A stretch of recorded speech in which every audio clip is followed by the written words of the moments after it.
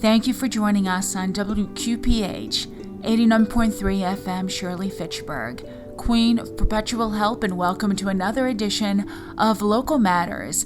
And on this week's broadcast, we bring you our special episode direct from Padua, and it is with the assistance of Father Linus that we interview for the first time an Italian interview, and it is translated by Annie Cirillo, and it is a fascinating interview about Saint Leopoldo, who is the saint of healing and of tumors, and we are delighted to be interviewing, and he is a Capuchin friar.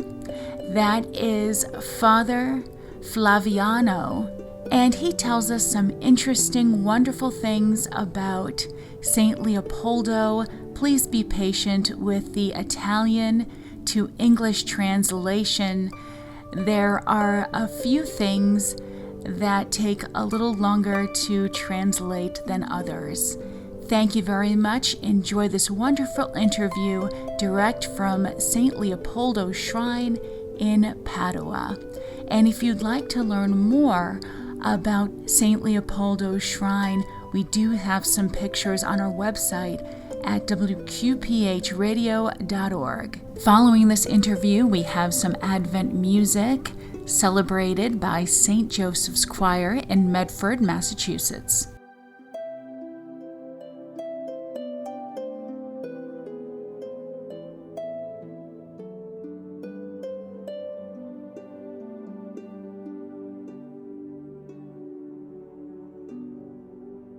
We're honored to be here at St. Leopoldo's. We're excited to be speaking to Flaviano. Okay, this is a great dream of ours to be here at St. Leopoldo's, such a wonderful, remarkable figure of the Catholic faith. St. Leopoldo is a wonderful saint, and we'd like to know more about him, and I think the world needs to know more about him. So please tell us about when he was born, when he died, what was his charism. San Leopoldo è un grande santo per tutta la gente e siamo qua a causa di questo e vogliamo sapere la vita di San Leopoldo, qualche cosa così piccola. In sintesi. Sì. Allora, padre Leopoldo è nato nel 1866 a Castelnuovo di Cattaro, croato. Oggi però la nazione si chiama Montenegro, alla parte opposta, la sponda levantina dell'Adriatico. Davanti, sì.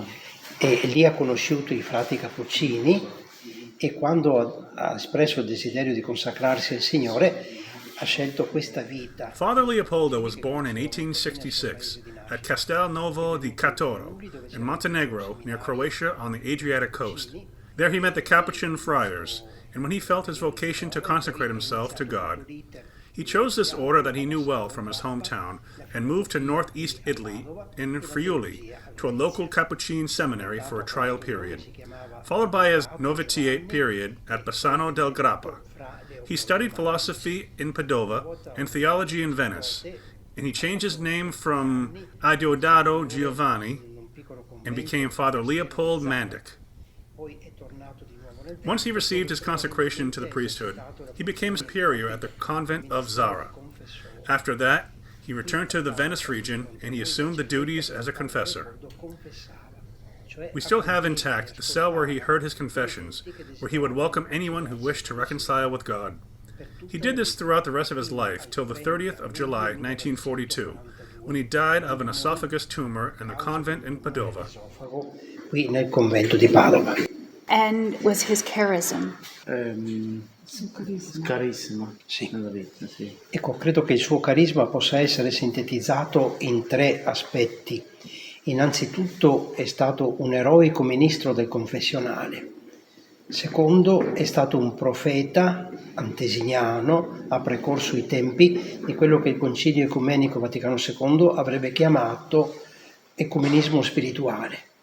Lui desiderava tantissimo, fin dal 1887, quando aveva l'età di 21 anni, lui si consacrò proprio a questo ideale dell'unità. ha fatto propria la preghiera di Gesù. One of his charisms was that he was a heroic minister of confession and also a prophet. Since 1887, at the age of 20, he consecrated himself to the cause to see a unified church, just as Jesus asked at the end of his life during the Last Supper, that we would all be as one. Father Leopoldo grieved to see a church divided, the Church of the East and the Church of the West. The two did not communicate with each other since 1054. He knew this division was not pleasing to God, and he did all he could toward this unity with prayers and deeds. Just as John Paul II later on stated, that the Church must return to breath using two lungs, the one from the East and the one from the West. Father Leopold understood that the only way he could have helped this huge task was through prayers and sacrifices. He took a fourth vow instead of the usual three, that of being a victim for the unity of Christians. Con la sua preghiera, offrendo tutto se stesso, anche il sacrificio della propria vita, perché ha fatto un quarto voto. Noi religiosi abbiamo 3 voti, padre Leopoldo ha fatto un quarto voto, quello di essere vittima per l'unità dei cristiani. We're amazed that the body was incorrupt. What does it mean to have an incorrupt body? Che significa avere un corpo incorruttibile? Sì. Padre Leopoldo è stato trovato mummificato naturalmente, cioè il suo corpo non si è distrutto, non è diventato polvere, non è diventato cenere come tutti noi, no, quando moriamo, perché è morto disidratato, nel senso che gli ultimi 20 giorni non ha potuto ingerire cibo né solido né liquido. Primo motivo. Secondo, perché è stato sepolto non per terra, come tutti i frati di allora, ma all'interno di un loculo per volontà dei sacerdoti della diocesi di Padova, che gli volevano tanto bene e che erano... Father Leopold's body was found naturally mummified, did not disintegrate like the rest of us would with dust and ashes. He died dehydrated since the last 20 days of his life he could not receive any food nor fluids due to his illness. He was not buried in the ground, but kept in a crypt-like place, protected within 2 caskets, one in zinc and one in wood, under the request of his companions that loved him so much, and were aware that he would soon be on his way to sainthood. Also, divine intervention had a hand in this. In 2015, they did the 4th inspection on his body, since the next year, Pope Francis requested Father Leopold's remains taken to Rome. In 2016, Pope Francis requested that his body would be taken to Rome. The year prior, 2015, a 4th inspection of his body took place, and thanks to modern technology, they were able to better analyze his body with imaging and CT scans. They discovered with great surprise that inside the mummified body, traces of soft brain tissues, hearth, including parts of the hearing and phonic complex. This left all the experts and pathologists speechless, since these parts are the first things to be corrupted in a dead body. We like to think that God allowed this as a sign that Father Leopold is close to God, and he's interceding for us, watching and listening to our needs. È stata molta sorpresa nei medici che stavano facendo la ricognizione, gli anatomopatologi, perché sono i cosiddetti tessuti molli, quelli che si distruggono per primi quando moriamo. Allora noi siamo certi che nel corpo mummificato di padre Leopoldo, che vede già il Signore, che contempla il Signore, ma qui nel suo corpo ci sono questi elementi: di cervello, di cuore, di condotti auricolari e dell'apparato fonico. E a me piace pensare che possa essere un segno del Signore per dirci che padre Leopoldo vive in Dio, intercede presso Dio, vede il volto del Signore, ma nello stesso tempo è qui accanto a noi, che ci capisce, che ci ama, che ci ascolta e che ci parla. And how did he end up in Padua? Come è venuta a Padova? And what's important about that? Qual è il significato di questa situazione che troviamo qua a Padova, San Leopoldo? Sì, lo accennavo prima, perché dopo essere stato ordinato sacerdote nel 1890, padre Leopoldo ha vissuto per 3 anni, fino al 1897-1900, per 3 anni in un convento della Croazia, a Zara. Dopo però i superiori l'hanno trasferito a Padova, perché qui c'era bisogno di lui e allora ha fatto anche l'insegnante di lingua croata, l'insegnante di patristica, direttore degli studenti. In 1890, after he was ordained, he lived 3 years in a convent in Croatia, in Zara, after his superior transferred him in Padova, where there was a great need, where he was a teacher of the Croatian language and he was a director of studies. Soon enough, everyone realized Father Leopold had a great charisma in welcoming people and led them to the sacrament of reconciliation.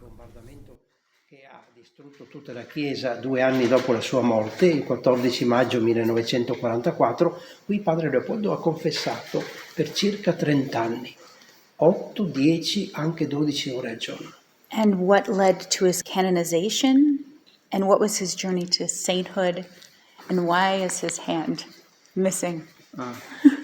Quali sono le circostanze che lo hanno portato alla condizione come santo? Perché uno dei mani non... Sì. Questa è una domanda intelligente. Ecco, padre Leopoldo godeva fama di santità già da vivo.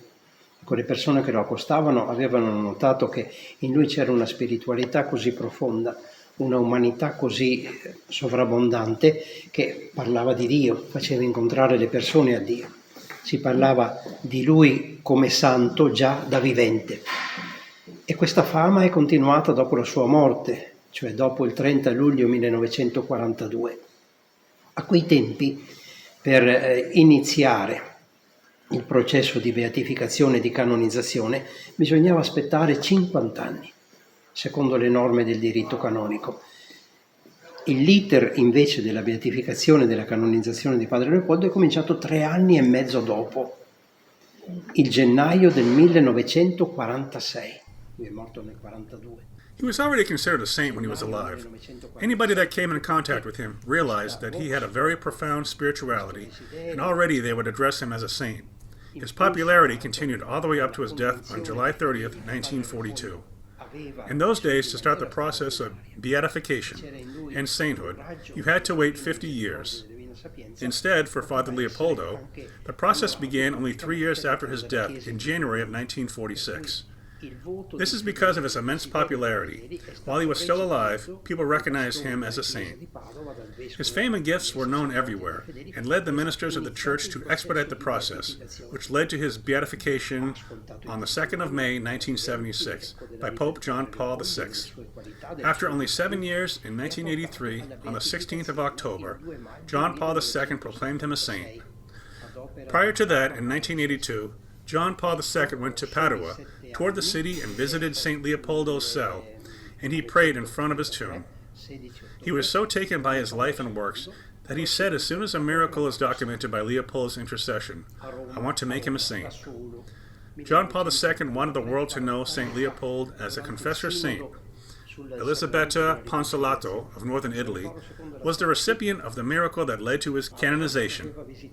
This was 40 years ago, October 16, 1983, exactly on the 5th anniversary of Pope John Paul II, elected as Pope, that took place on 16 October 1978. Giovanni Paolo II, San Giovanni Paolo II, ci sono anche delle foto lì, aveva intenzione di presentare durante il Sinodo al mondo intero, durante l'anno santo della Redenzione 1983, la figura di un confessore santo.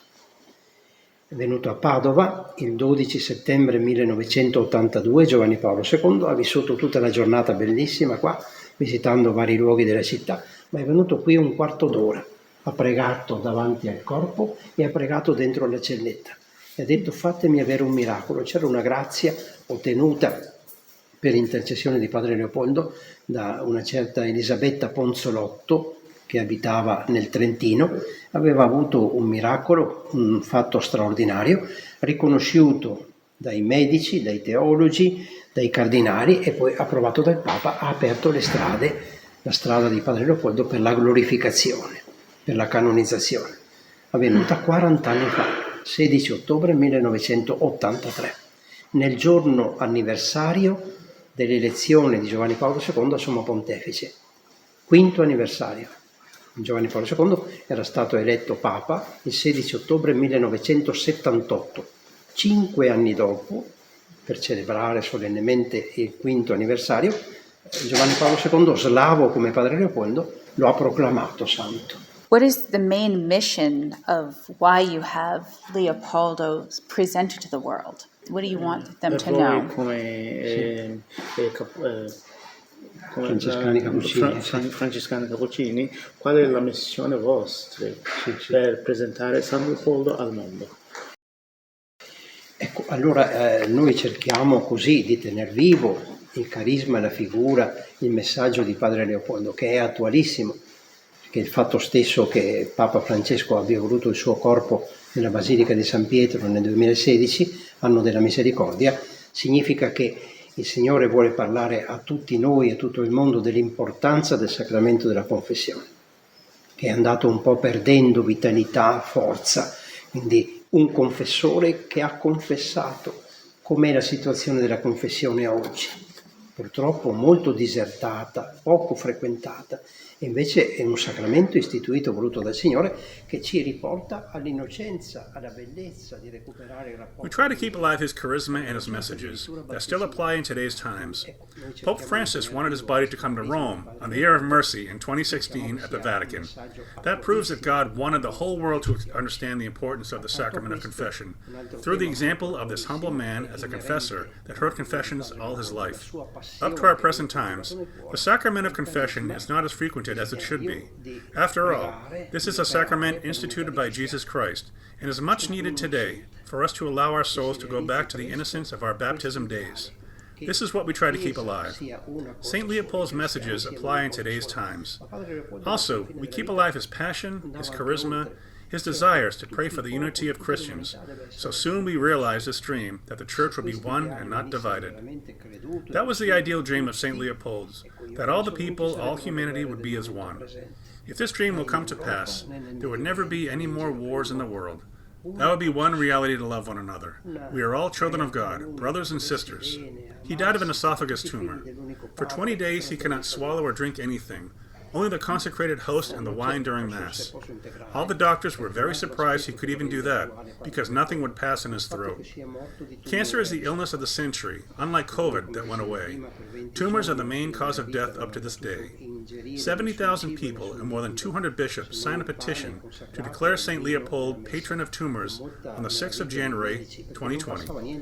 Many people come here to pray at his tomb for healing from this disease and to accept the will of God. Abbiamo visto tanti morti per il Covid, ma il Covid fortunatamente abbiamo voltato pagina perché è venuto il vaccino, sono venuti i vaccini, ma il tumore purtroppo sta facendo ancora tantissimi morti. Padre Leopoldo, per volontà di 70.000 persone che hanno firmato e di tutti i vescovi italiani, più di 200, hanno chiesto e voluto che Padre Leopoldo fosse proclamato dalla Santa Sede patrono dei malati di tumore. 6 gennaio 2020, quindi 3 anni fa. E io vedo qui tantissime persone che vengono proprio a invocarlo per guarire da questa malattia o anche per accettarla, per conoscere il disegno di Dio sulla propria vita, facendolo diventare uno strumento di amore e di offerta. What are the future plans for St. Leopoldo in the Church? Ci sono i progetti del futuro per questo santo Leopoldo? Ma Alla Chiesa? sì, penso che questo sia già sufficiente, anche se Padre Leopoldo stesso è il Signore stesso che ci indica sempre nuove strade. Accanto ai due carismi, per esempio, del confessore e del profeta dell'ecumenismo, questa strada del patrono dei malati di tumore è una recentissima, voluta dal Papa in maniera molto ferma, molto forte, che invita le persone a valorizzare anche l'esperienza del dolore, della malattia, della sofferenza, anche non soltanto da chi è malato, ma da parte dei familiari, da parte dei medici, di tutto il mondo sanitario e da parte di chi opera per la ricerca, perché già adesso i tumori, dicono, 60, 50, 60% possono essere guariti grazie alla ricerca medica. Ma siamo ancora lontani dall'aver sconfitto questa piaga che fa più morti di tutti gli altri mali oggi nel mondo. E Padre Leopoldo quindi è un santo attuale, che non esisteva prima, un patrono dei malati di tumore ufficiale. Okay, I think that's what we have. Anything more you'd like to say? Noi siamo St. Leopold is always teaching us new things. Besides his gifts of being a confessor and a prophet, and recently the title of being patron of tumors, we are invited to appreciate the value of suffering from the sick people, their families, the doctors, the medical world, and researchers. We're still far away from completely defeating this disease that takes so many lives. We never had a patron saint of tumors. He's a first. We are Franciscan Capuchin friars, just like your Cardinal Sean O'Malley in Boston. We were founded in the year 1500. O'Malley also visited us in Padua. We met him in Rome when St. Leopold's body visited St. Peter's. Cardinal O'Malley was staying in Casa Santa Marta with the Pope, and we dined together twice. Is there anything you'd like to add about St. Leopoldo for the radio? Anything